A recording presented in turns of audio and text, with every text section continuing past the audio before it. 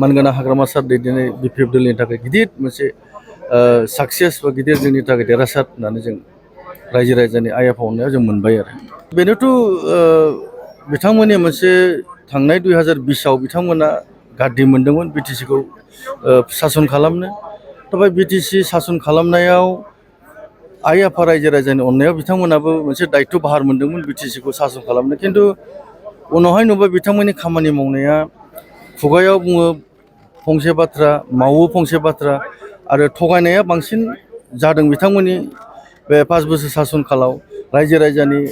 आइ आफानि जेबो खामानि मावनो हायाखै बेनिखायनो थांनाय 2025नि बिटिसि इलेक्सनावबो रायजो राजाया जोंनि बिपिएफ दोलोखौनो जोंनि मानगोनां हाग्रामा सार दैदेननाय दोलोखौनो मोजां मोननानै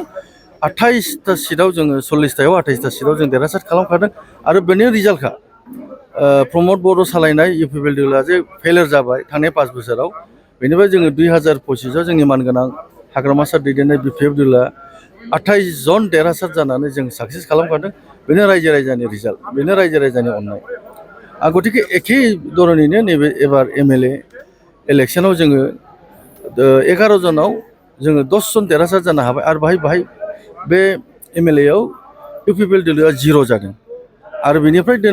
दिनैनि दिनाव जोङो इउपिपिएलनि नामखौ लायाबाबो जासिगोन मानो होनोब्ला बिथांमोननि दोलोआ भेनिस जासिगोन बिटिसि ओनसोलनिफ्राय गोमासिगोन आरो बिसोरनियाव